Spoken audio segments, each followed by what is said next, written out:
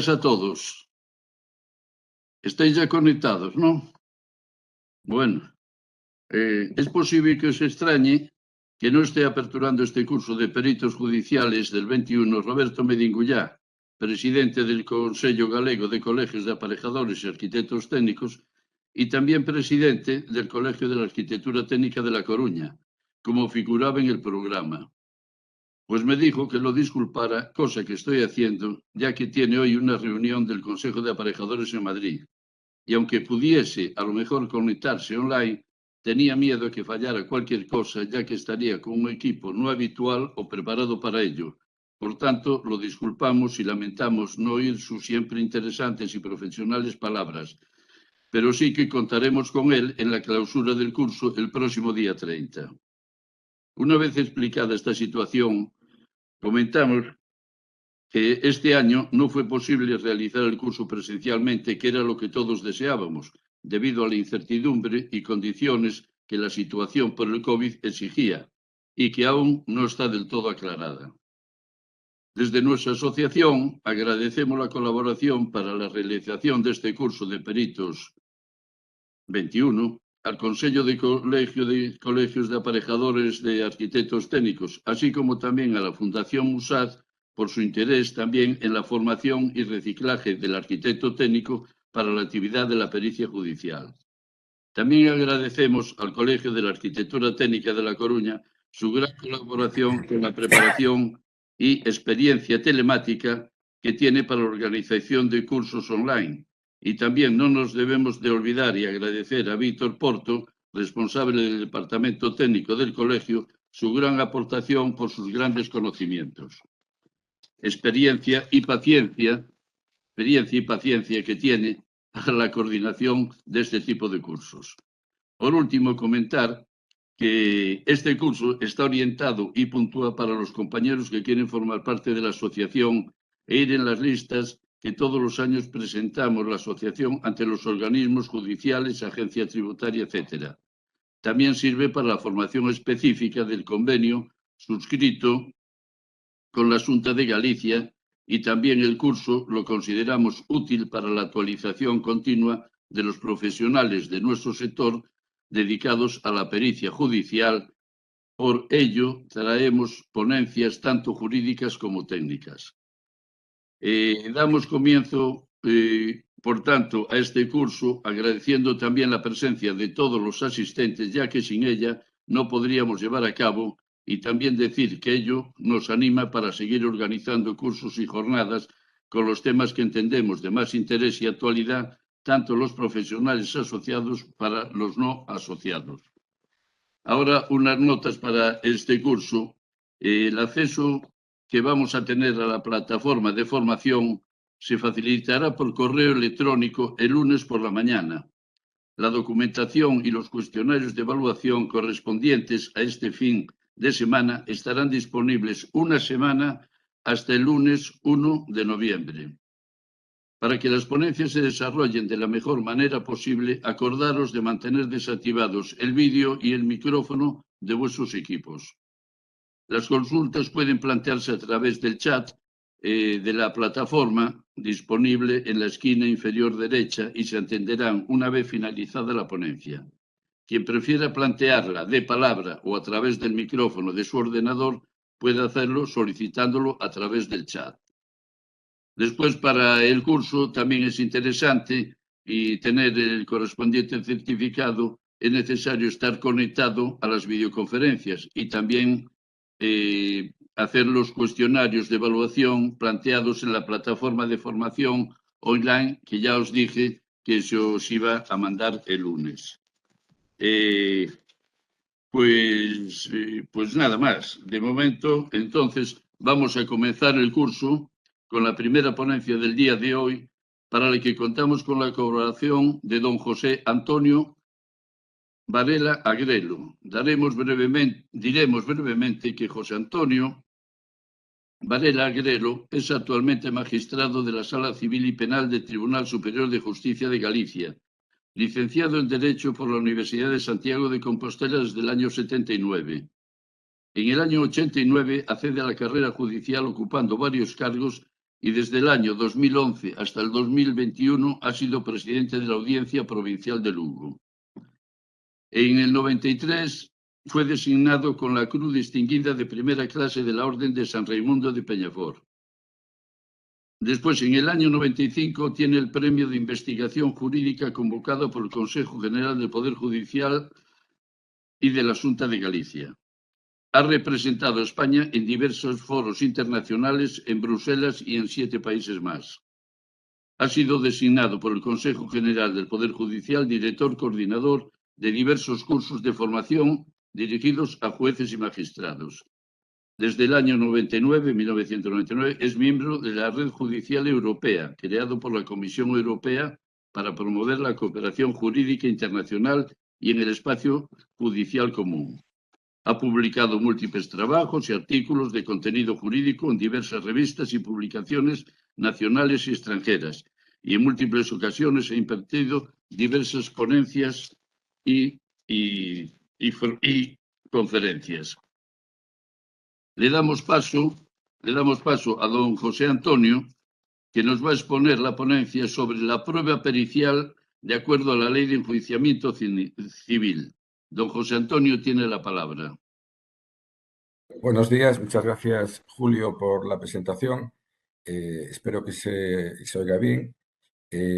Siempre estas intervenciones a través de la máquina, del ordenador, se pierde el contacto humano, pero bueno, vamos a procurar suplir esto de la mejor forma posible. Yo también quiero agradecer especialmente al Colegio de Lugo y en especial a Juan Manuel Núñez, que es el que me invitó a participar en esta jornada. Son ya muchas veces de colaboración con el colegio, con los colegios de aparejadores en actividades formativas de distinto tipo, y por eso pues mi agradecimiento y mi cariño que desde siempre para el colegio. Bien, a mí me corresponde, se me ha encomendado explicar un poco el contenido de la prueba pericial según la Ley de Enjuiciamiento Civil. A ver, no es una materia amena, desde luego, pero bueno, vamos a procurar que sea lo más clara. Siempre antes de empezar con la materia, me gusta pues contar algo un poco más ameno para poder entrar, digamos, en materia con otro espíritu.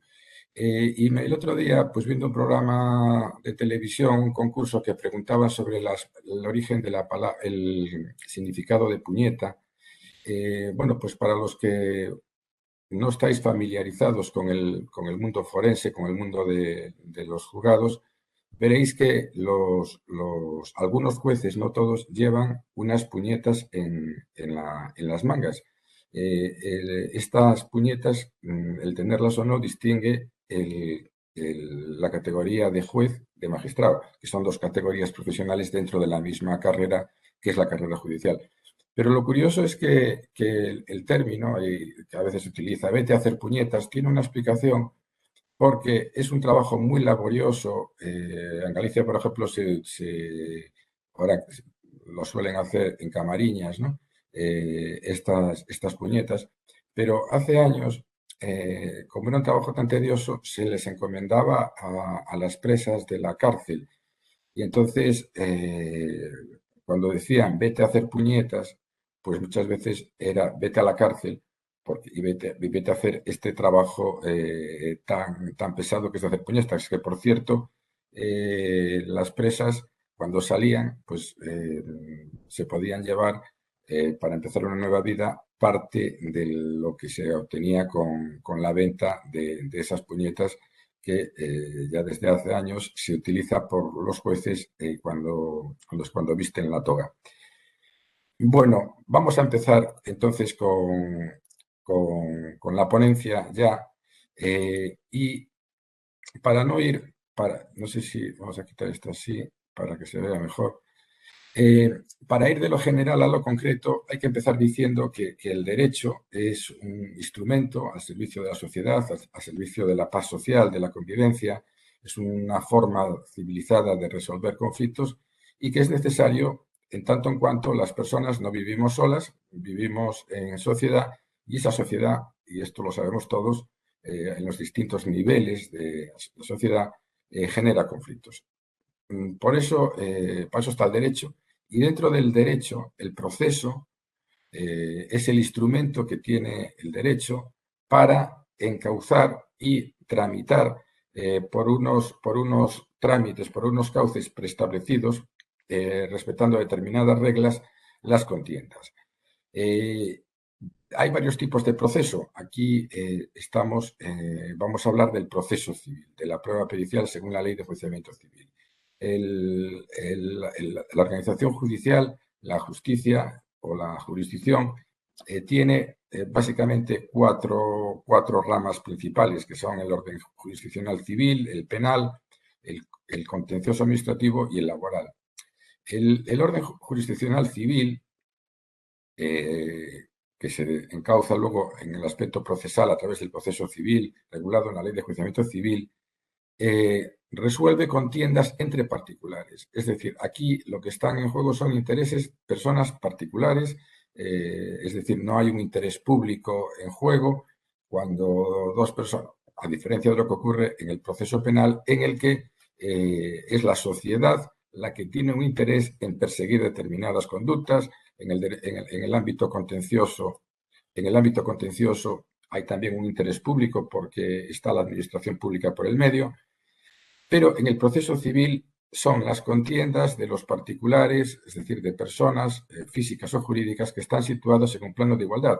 Y esta idea tiene su reflejo luego en determinados principios procesales, como es el principio de igualdad, de la imparcialidad total del juez. El juez es un espectador de esa contienda que se desarrolla ante él y luego tiene que decidir sin salir normalmente él en busca de la verdad, sino con la verdad formal que las partes le han aportado.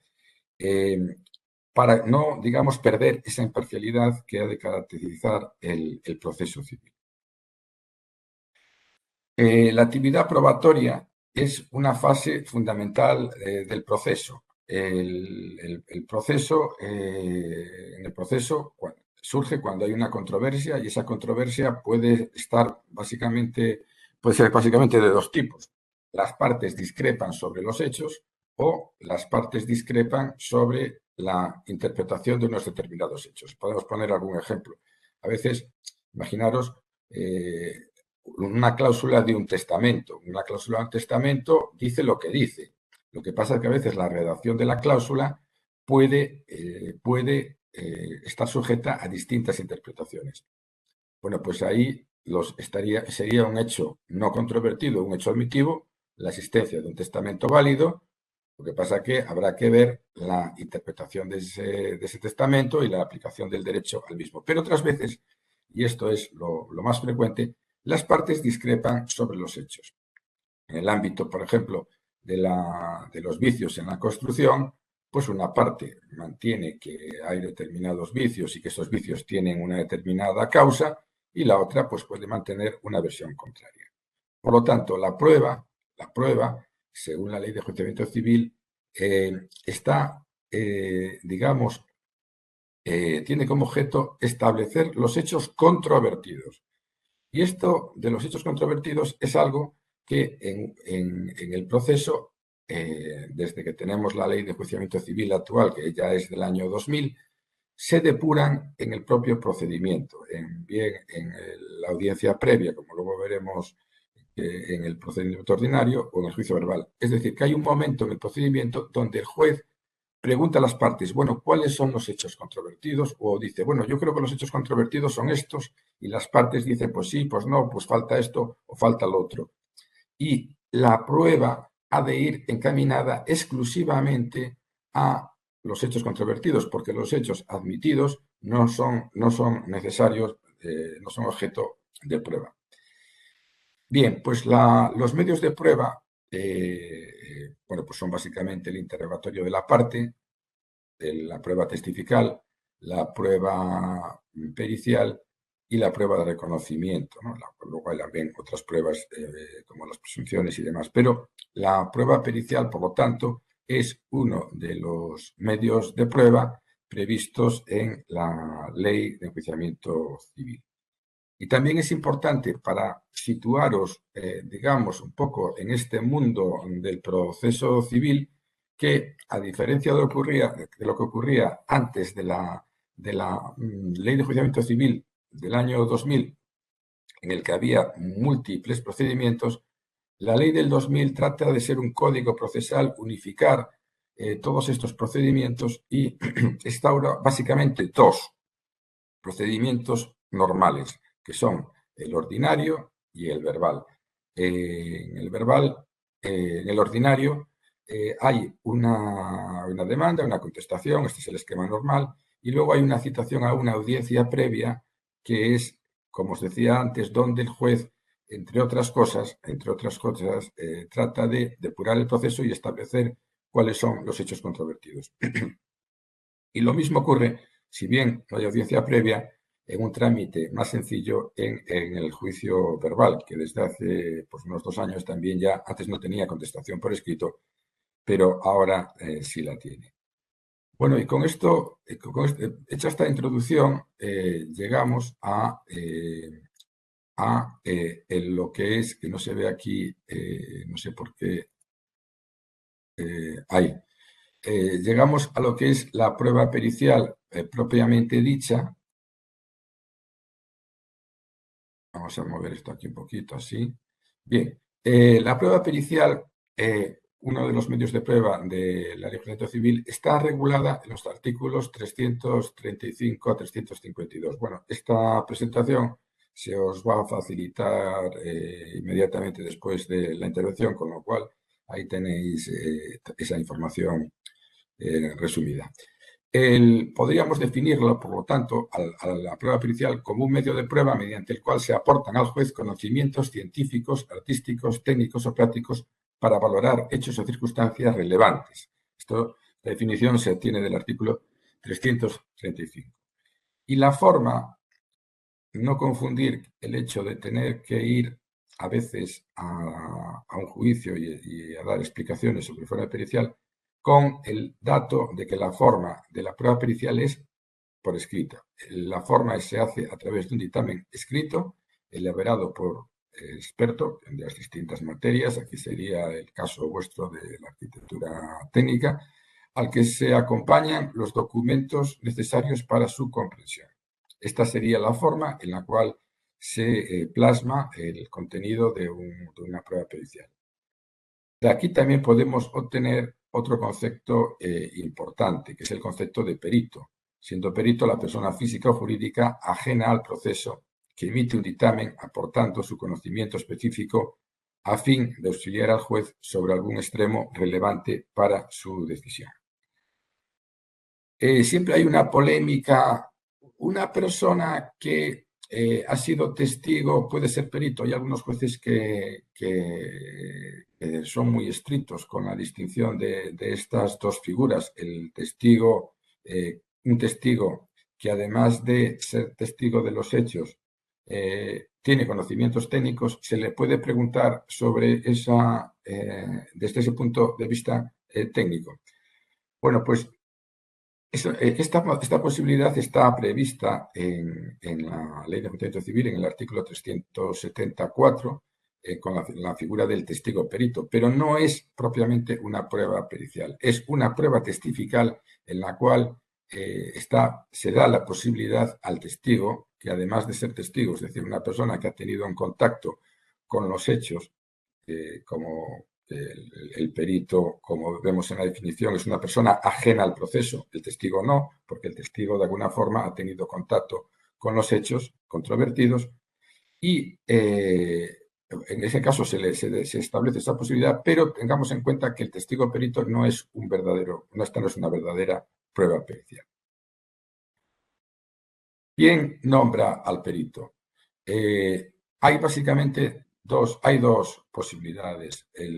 La parte que quiere demandar o la parte que se ha visto demandada, el demandante o el demandado en un procedimiento civil, pueden acudir a un perito de su libre elección y entonces esa designación, ese nombramiento, lo hace la propia parte que va del pleito, la parte que pretende demandar o ha sido demandada. Pero también existe la modalidad del perito judicial. En este caso es el juez el que nombra al perito y esto ocurre en 3 casos. En primer lugar, se ocurre siempre cuando la parte litigante tenga el beneficio de la justicia gratuita. Ya sabéis que las personas que no tienen determinados ingresos, un nivel de ingresos bajo, por decirlo resumidamente, tienen derecho a litigar de forma gratuita y entonces ahí el juzgado, claro, como no se puede hacer el pago al perito, lo asume la Administración de Justicia y se tira de unas listas de peritos, normalmente de las administraciones públicas, y entonces ahí es el juez el que nombra al perito. Pero también puede ocurrir que las partes del procedimiento prefieran que en vez de ser ellas las que designen al perito, que lo designe el juez. Entonces, en ese caso, también la ley permite que el juez nombre el perito a petición expresa de las partes, cualquiera de las partes en dicho sentido. Y finalmente, también es un supuesto de nombramiento judicial del perito, el supuesto de las diligencias finales. Las diligencias finales son un poco esa excepción a ese principio del que os hablaba antes, de que el juez tiene que ser imparcial. Las diligencias finales son aquellas que puede acordar el juez una vez terminado el periodo de prueba, cuando ve que han quedado pruebas que no se han podido practicar o cuando le surgen dudas, y entonces puede acordar como diligencia final cualquier prueba. Y entre esas pruebas también puede ser el caso de que se acuerde la prueba de reconocimiento judicial. Bien, la siguiente cuestión que parece oportuno establecer es quién puede ser perito. Y aquí tenemos que hacer la explicación distinguiendo básicamente estos 2 supuestos. En el caso del perito de parte, según el artículo 340, podrá ser designado perito por la parte cualquier persona que tenga el título oficial que corresponda a la materia objeto del dictamen y a la naturaleza de este. Fijaros la diferencia con el perito judicial. En el caso del perito judicial, para ser perito, además de la titulación, es necesario estar inscrito en las listas que cada año se remiten al juzgado por el colegio.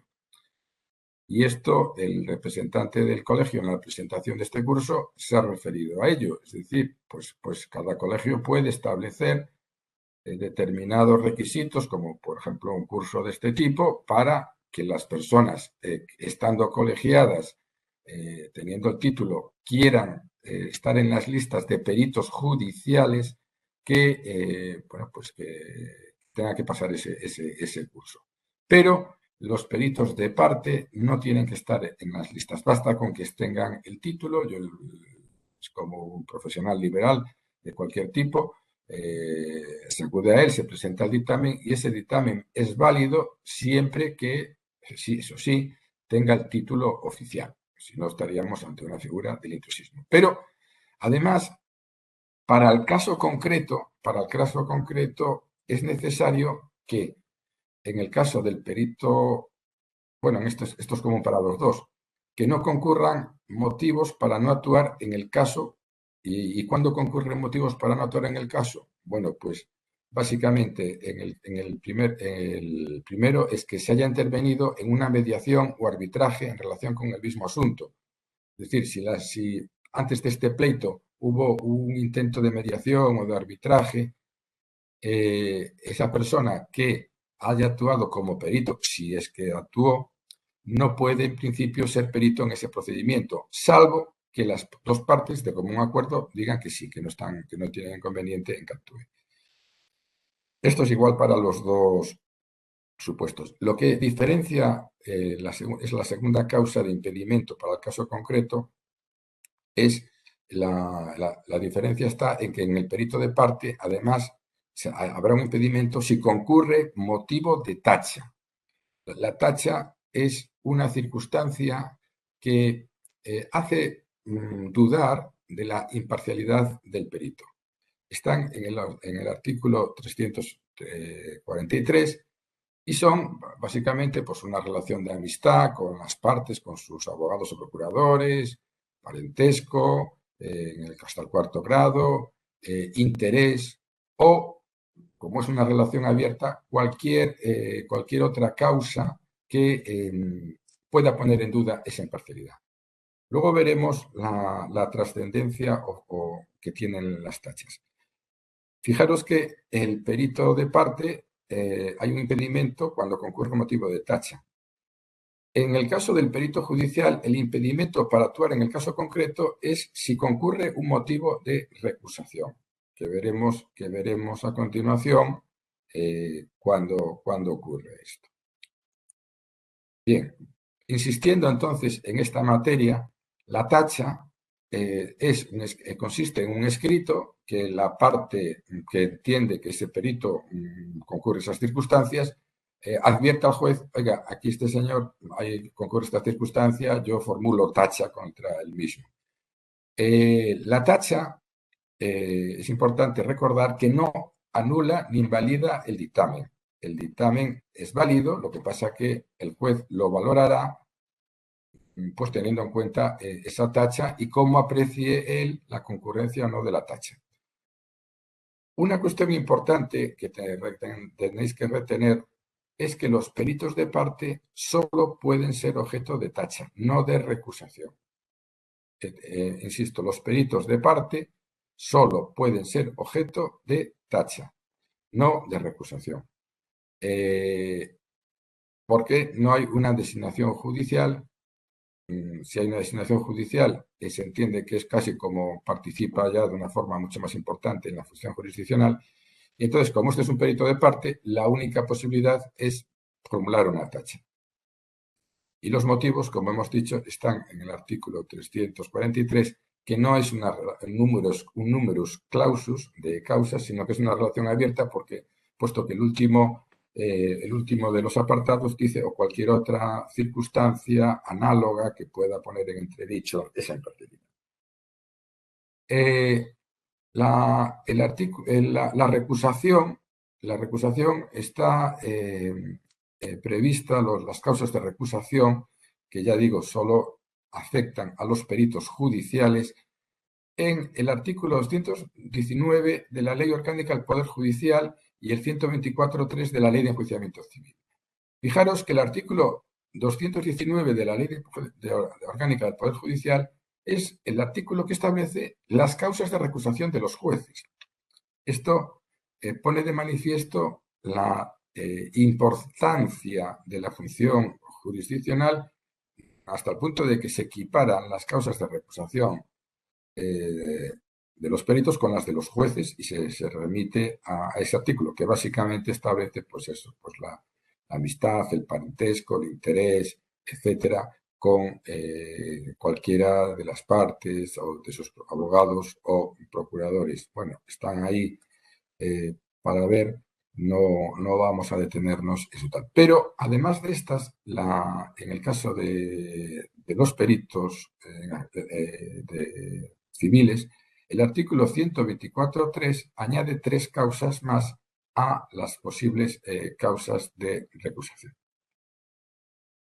El perito que es nombrado judicialmente y se percata de que concurre una de estas causas del 219 o del artículo 124.3 de la Ley de Enjuiciamiento Civil, no debe de esperar a ser recusado, sino que debe y tiene la posibilidad de abstenerse. La abstención sería un escrito diciendo concurre en mí esta circunstancia del artículo tal, el número tal, y por lo tanto me abstengo y me aparto del conocimiento de ese asunto.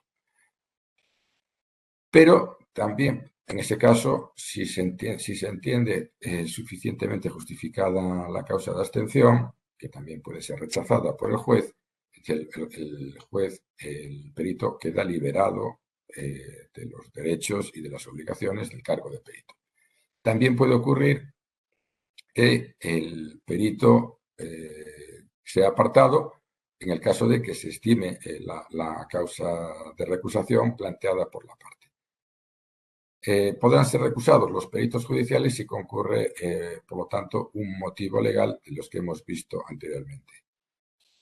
Como os he dicho, esto es ilustrativo de la importancia de la función pericial, pues las causas de las mismas son las mismas que se dan para los jueces, más las del artículo 124.3.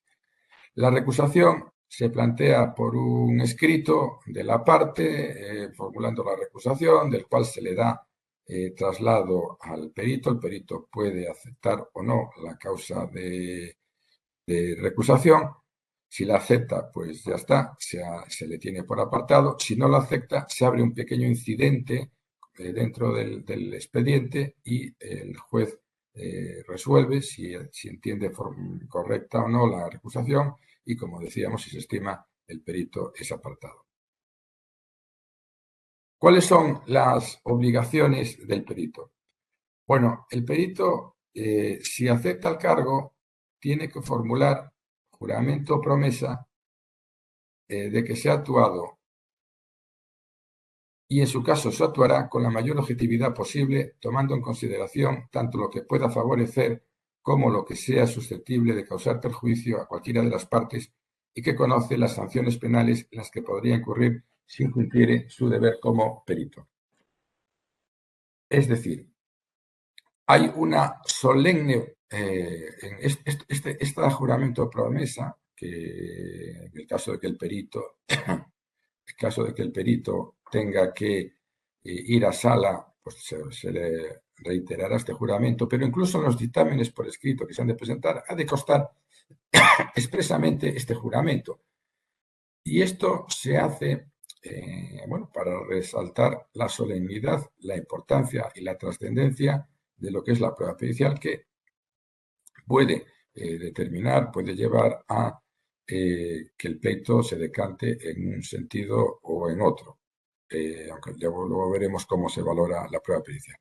Por lo tanto, primera obligación, aceptar el cargo y formular el juramento o promesa de actuar de esta manera. Esta fórmula es, digamos, imperativa y tiene que recogerse todos y cada uno de estos extremos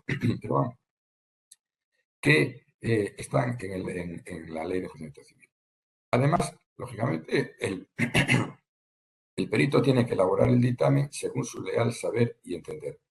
Es decir, es un técnico, puede ser un perito de parte, pero el hecho de haber sido contratado de su pericia no le puede apartar de ese deber de hacerlo con su leal saber y entender. Es decir, el perito tiene que actuar con imparcialidad.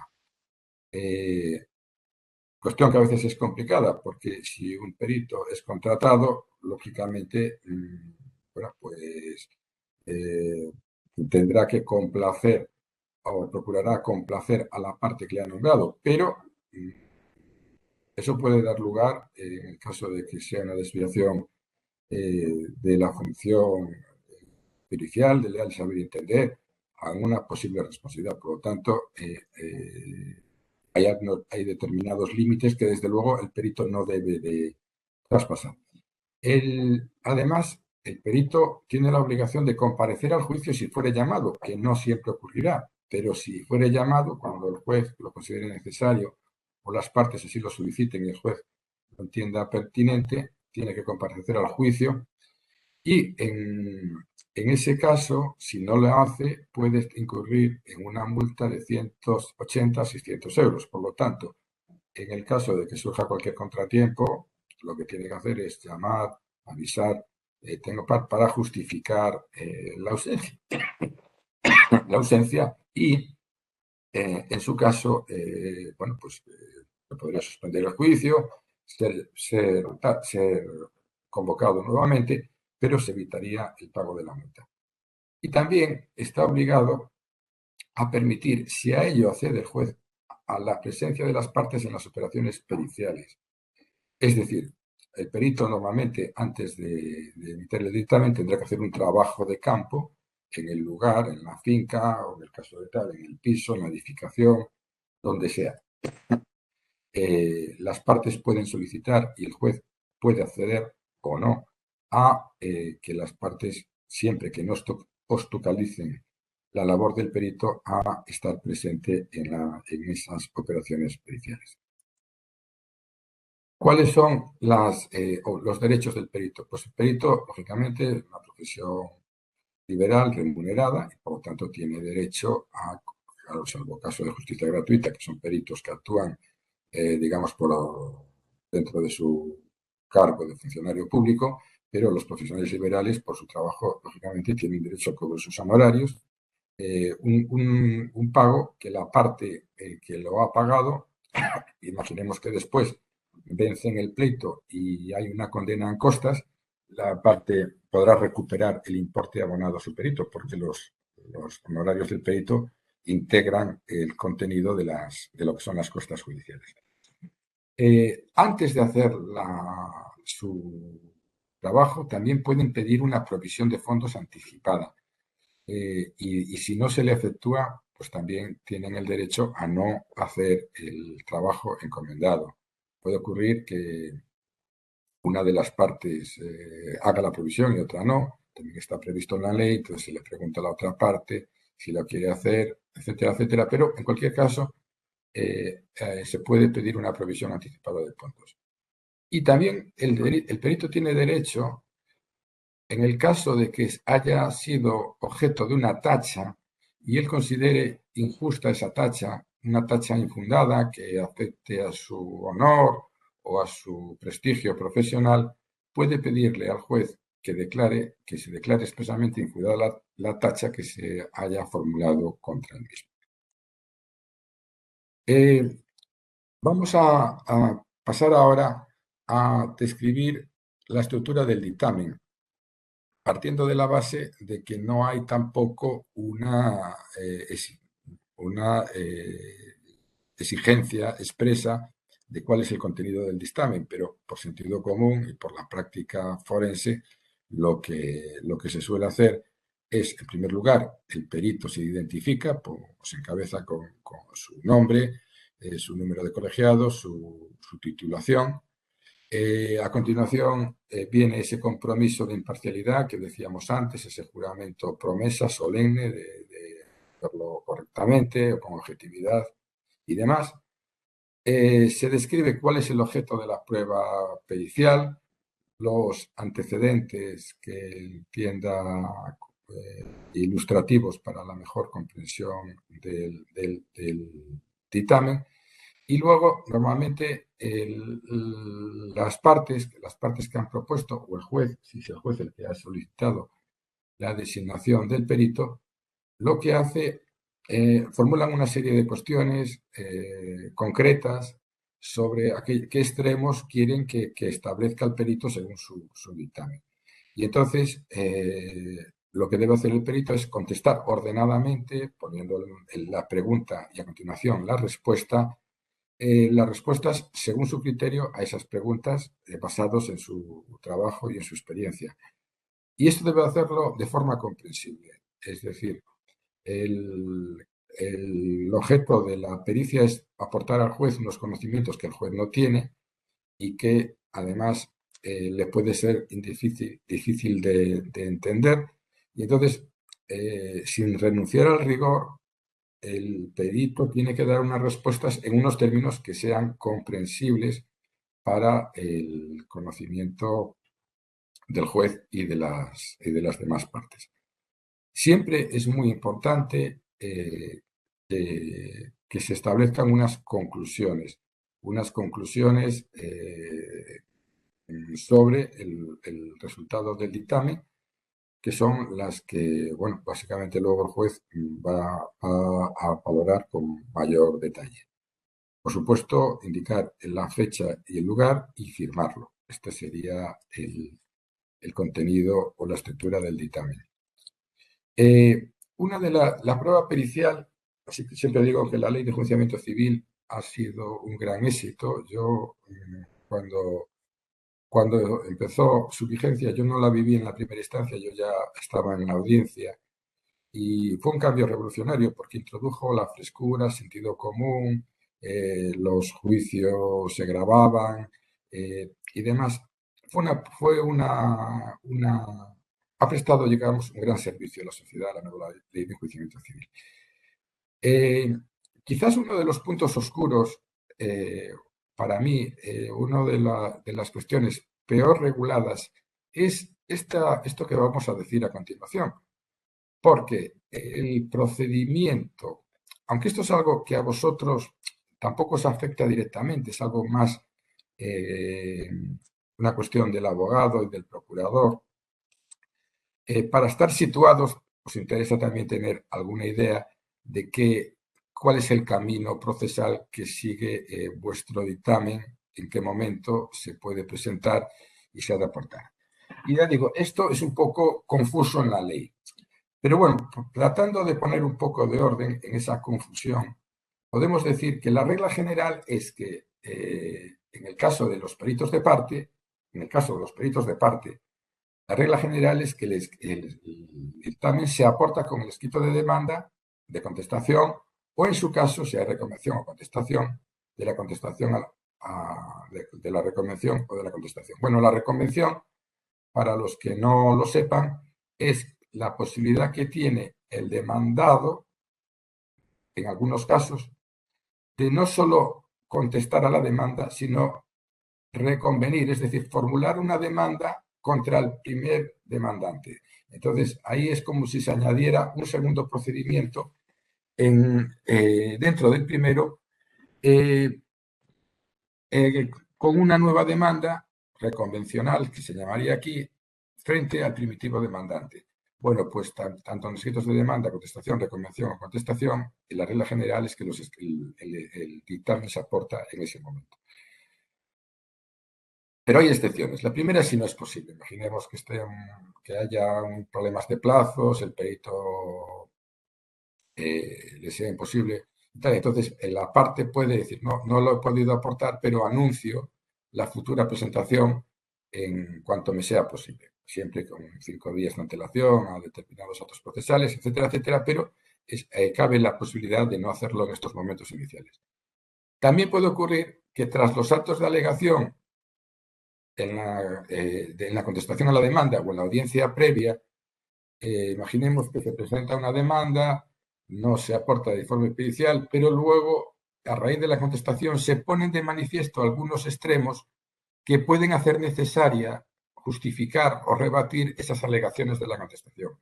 En ese caso, cuando está justificado por esas nuevas alegaciones o bien por hechos nuevos o complementarios, también es posible la presentación del informe pericial fuera de ese momento inicial de la demanda o contestación. Y finalmente, también lógicamente, en el caso de las diligencias finales, es una excepción a la regla, porque las diligencias finales, como su nombre indica, se acuerdan una vez finalizado el expediente.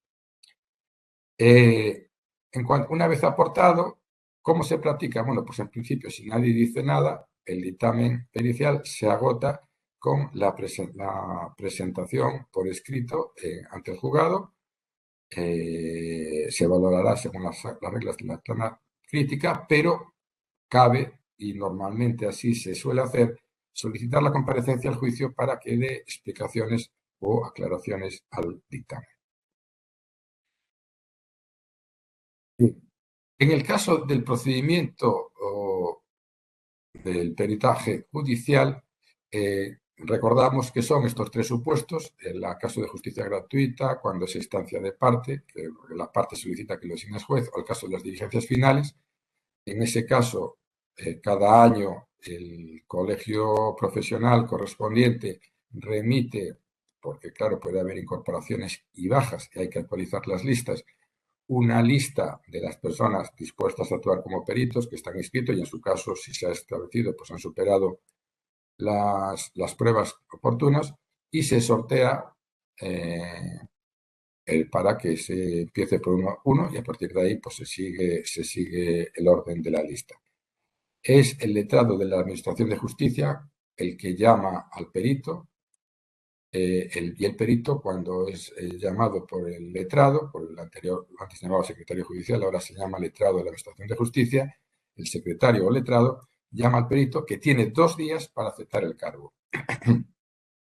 Si no acepta el cargo, pasa al siguiente de la lista.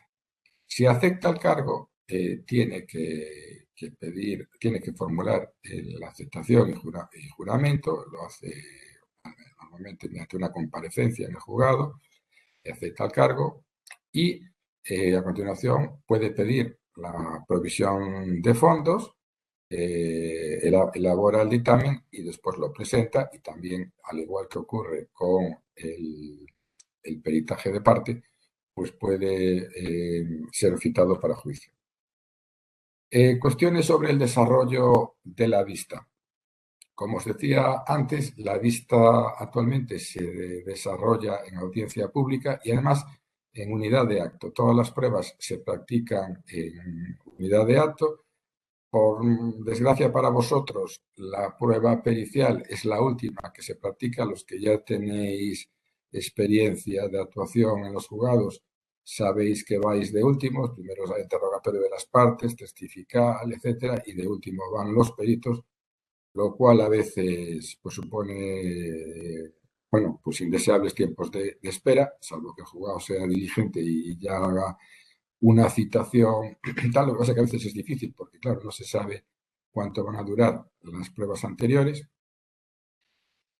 Una cosa muy importante que tenéis que saber es que se graba y hay un soporte audiovisual, un vídeo que luego la segunda instancia, me refiero a la audiencia, o en su caso, como estoy yo actualmente en el Tribunal Superior de Justicia, en los casos en el Tribunal Superior de Justicia, solo nos llegan los casos donde en civil que haya implicado Derecho Civil de Galicia, pero también ahí podemos revisar tanto la audiencia como el Tribunal Superior, pues los vídeos, o sea que el vídeo está a disposición de las partes, de los peritos, para su revisión y también para la revisión de los órganos judiciales superiores. Tenéis que saber que el juez o presidente del tribunal es el que tiene encargada la policía de estrados. La policía de estrados es la que le faculta para mantener el orden en sala, como establece el artículo 190 de la Ley Orgánica del Poder Judicial, pero también para amparar los derechos. Es decir, vosotros como profesionales tenéis unas obligaciones y tenéis unos derechos. Si consideráis que el interrogatorio pues se está sobrepasando en respeto de vulnerando vuestros derechos, también podéis pedir el amparo del presidente para que os ampare y de un trato indebido. Evidentemente, en el desarrollo del juicio hay que comportarse con corrección, pero bueno, también con, digamos, naturalidad. Y cuando no se entiende una pregunta, pues se puede pedir que se le aclare, etcétera, etcétera. A veces se suele decir que cada juzgado tiene una ley de enjuiciamiento civil, aunque la ley es la misma para todos. En algunos sitios veréis que os mandan declarar sentados, en otros de pie. En fin, ahí un poco hay que adaptarse a las características de cada juzgado. Normalmente, como os decía, se suele pedir una reiteración del juramento de promesa. También se suele pedir la ratificación del informe. Se exhibe, unos lo exhiben, otros no. Se exhibe el informe para que se ratifique, para confirmar que ese es el informe presentado, si se está conforme o no, si quiere hacer alguna aclaración. Y luego empieza propiamente el acto con la intervención que dando la palabra al juez del letrado proponente. Es decir, el primero que pide explicaciones, ampliaciones o lo que sea, es el letrado que ha propuesto la prueba. A continuación, la parte contraria, y el juez puede en cualquier momento intervenir. El artículo 347 de la Ley de Enjuiciamiento Civil establece un poco el contenido de esta intervención, hablando de que podrá pedirle a la parte que explique otra vez lo que ha hecho, puede pedirle aclaraciones, puede pedir ampliaciones, puede pedir explicaciones de determinados extremos y puede pedir también que haga una crítica a el peritaje contrario. Está todo esto previsto en el artículo 347. Y esto es importante porque puede que fuera este otro perito de la parte contraria y ese peritaje de la parte contraria, ese dictamen, sea contradictorio.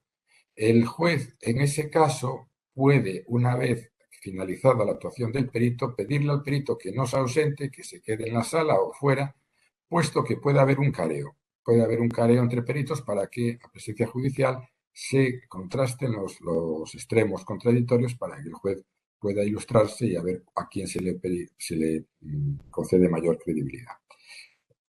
Y también puede ocurrir que el peritaje, en determinados casos, se practique no en la vista, sino en la prueba de reconocimiento judicial. Así como veíamos antes, la figura del testigo perito es un mix o es una figura híbrida, también hay dentro de la prueba de reconocimiento judicial la posibilidad de que el perito no vaya a la vista, pero que sí vaya al reconocimiento judicial y que en ese mismo acto, y a veces esto también se lleva a un sistema de grabación y se graba allí sobre el terreno, esto más bien es en cuestiones de fincas rústicas y tal, no tanto en cuestiones de tal, pero puede hacerse también en este tipo de pruebas periciales, se haga una práctica conjunta de la prueba de reconocimiento y la prueba pericial. Bien. La parte negativa, las responsabilidades en que puede incurrir el perito. El perito, como los jueces, como cualquier persona, puede incurrir en el desarrollo de su trabajo en distintos niveles de responsabilidad. La más importante, la más grave, es el reproche penal, es decir, cuando el perito falta de forma grosera a sus obligaciones. Bueno, la primera posibilidad es que actúe de perito quien no tiene el título de tal profesión, lo cual estaríamos ante un delito de intrusismo. Bueno, que será raro, pero bueno, ha habido casos. Pero la figura más importante es la figura del falso testimonio, es decir, el perito que a sabiendas no diga lo correcto, bueno, pues incurre en un delito de falso testimonio o que haya unas medias verdades que puedan llevar a confusión. Ese peritaje puede ser luego denunciado en vía penal por la parte perjudicada. La verdad es que no suele haber muchos casos en la práctica. A veces se presentan denuncias, pero como las pruebas periciales son también muchas veces interpretables, salvo que sea una grosera desviación de la verdad, de la imparcialidad, no suelen llegar a condena. Pero es importante saber, y de hecho en el juramento promesa, como hemos visto, existe la obligación de decir que se es consciente de que se puede ocurrir en este tipo de responsabilidad. Esta es la más grave. Pero también hay la responsabilidad civil, es decir, cuando como consecuencia de una negligente actuación, por ejemplo, no acudir al juicio si está llamado o no prestar no prestar el dictamen y dejas a la parte sin la prueba, pues puedes provocarle un daño. Y entonces la parte perjudicada por ese daño, por ese perjuicio, puede hacer una reclamación civil, es la responsabilidad civil, que puede ser contractual cuando esto es un perito de parte, es decir, que hay una relación, digamos, de servicios entre el perito y la parte, o extracontractual, cuando es un perito judicial, es decir, no hay una relación contractual, pero aún así esa defectuosa o negligente conducta puede dar lugar a una responsabilidad que en este caso es extracontractual, pero bueno, en la práctica es una responsabilidad civil.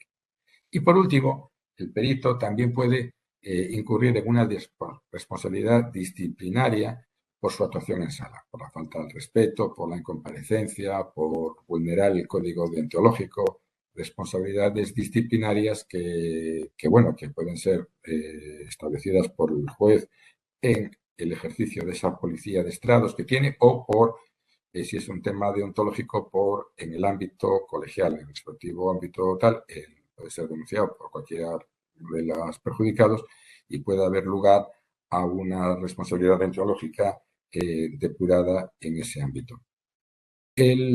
¿Cuándo finaliza la labor pericial? Bueno, pues una vez finalizada su actuación en sala, como regla general, termina su actuación, salvo que esa posibilidad que os decía antes del careo, que todos os mandan a esperar, hay que esperar a que se practique ello. Una vez También tenéis que saber es cómo valora el juez vuestro trabajo. Bueno, pues la ley utiliza ese concepto jurídico indeterminado de la sala crítica. Dice, el dictamen pericial se valora conforme a las reglas de la sana crítica. En la sana crítica no permite el ser desviarse de una forma total del tal. Tiene que justificar por qué el juez no se cree o no le convence tanto el dictamen pericial. No es arbitrariedad, es discrecionalidad. Por lo tanto, pesa mucho el dictamen pericial y el apartamiento del juez del dictamen pericial tiene que estar justificado según las reglas de la sana crítica. También puede ser interesante para vuestro, digamos, experiencia profesional observar cómo se ha valorado vuestro dictamen en sentencia. Es decir, puede ser interesante, en vez de tal, pues pedirle luego al abogado, oye, que os pase la sentencia que se dicte en el pleito para ver si se ha acogido vuestro dictamen, si no, por qué no, porque esto también os puede permitir mejorar en vuestra labor y hacerlo lo mejor posible para otras veces. En decir, termino ya. Sí, también queda, supongo que estará Víctor por ahí, porque yo en este momento no estoy viendo el chat y no sé si está habiendo preguntas, pero bueno, estoy abierto, por supuesto, a cualquier cuestión.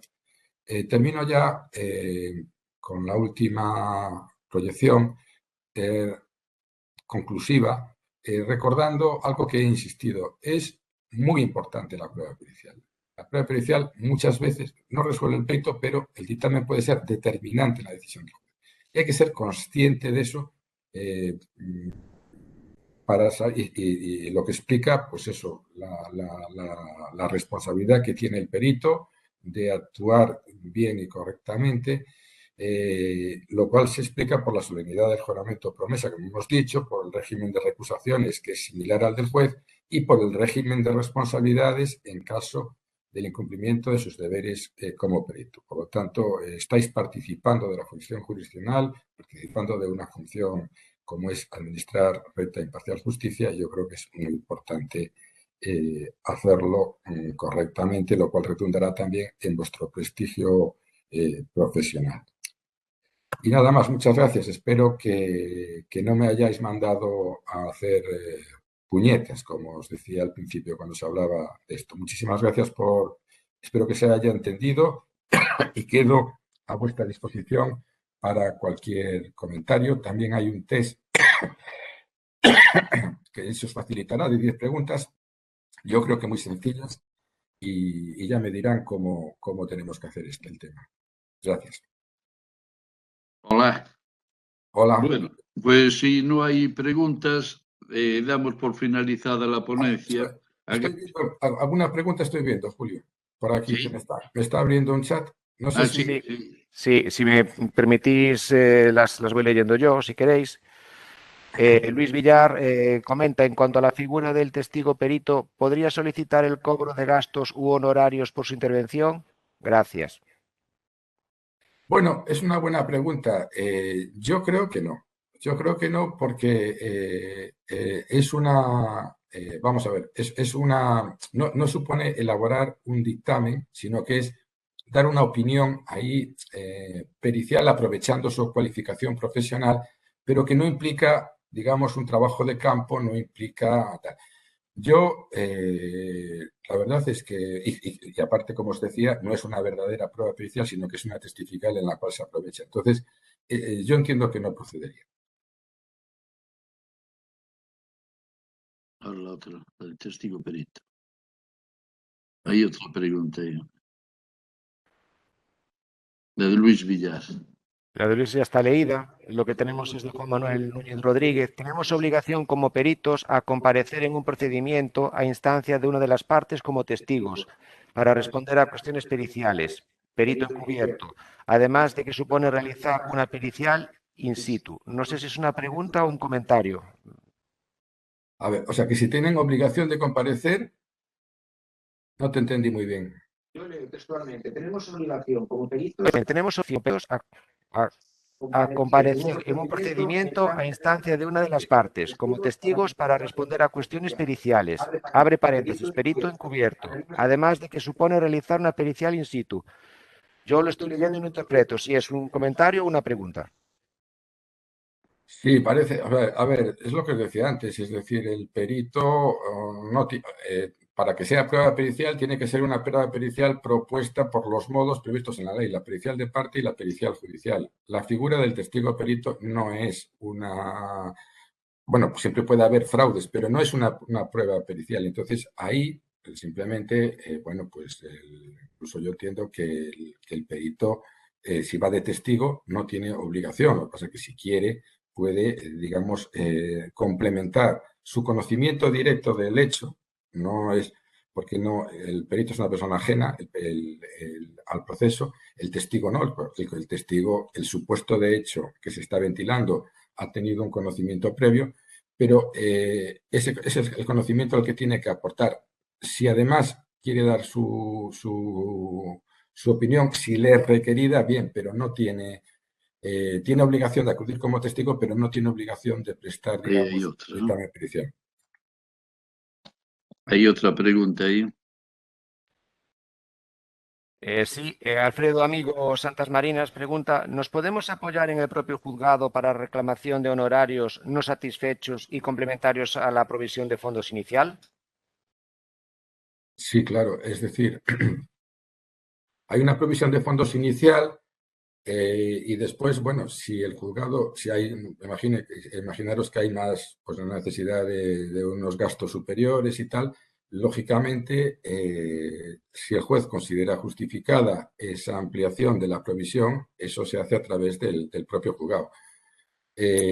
Cuestión distinta es el peritaje, por ejemplo, un peritaje de parte que ya se hace el arreglo entre las partes y después, como cualquier otra relación profesional, si hay un incumplimiento del pago de los honorarios, también puede ser una demanda del perito contra la parte demandante o demandada para reclamar, como se podría hacer con cualquier otro tipo de deuda. Pero si estamos en el ámbito de la provisión de fondos y es necesaria una ampliación, en ese caso existe el apoyo judicial dentro del propio procedimiento.